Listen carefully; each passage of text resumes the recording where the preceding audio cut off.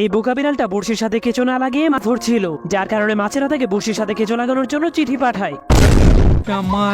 এরপর বিড়ালটা কেঁচো খুঁজতে শুরু করে দেয়। ঠিক তখন একটা গর্তের ভেতর থেকে একটা কেঁচো বের হয়, কিন্তু একটা মোরগ সেই কেঁচোটাকে খাওয়ার জন্য আক্রমণ করে দেয়।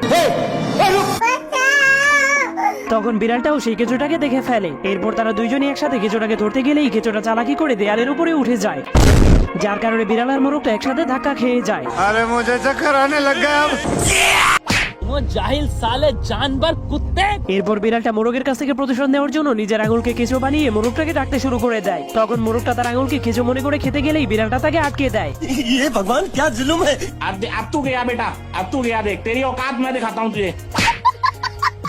এরপর বিড়ালটা আবারও কেঁচোটাকে ধরতে গেলেই কেঁচোটা সেখান থেকে পালিয়ে একটা ট্রাক্টরের পাইপের মধ্যে লুকিয়ে পড়ে। তখন বিড়ালটা তাকে বের করার জন্য পাইপের মধ্যে ফু দিলেই মোরগটা এসে ট্রাক্টর চালু করে দেয়।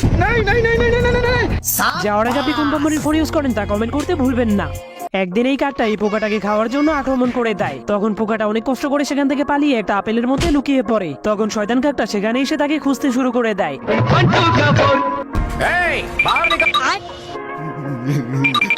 তখন কাকটা তাকে দেখার পর ধীরে ধীরে তাকে ধরার জন্য তার দিকে আগাতে শুরু করে, কিন্তু সে পোকাটাকে ধরতে গেলেই পোকাটা আপেলটাকে নিয়েই সেখান থেকে পালিয়ে যায়। এরপর সে জীবন বাঁচানোর জন্য একটা টুথপেস্টের মধ্যে ঢুকে ঢাকনাটাকে বন্ধ করে দেয়। তখন কাকটা এসে সেই ঢাকনাটাকে খোলার চেষ্টা করে, কিন্তু পোকাটা ঢাকনাটাকে অনেক শক্ত করে ধরে রাখার কারণে কাকটা সেটাকে খুলতে পারে না। ঠিক তখনই পোকাটা আবারও সেখান থেকে পালাতে শুরু করে দেয়।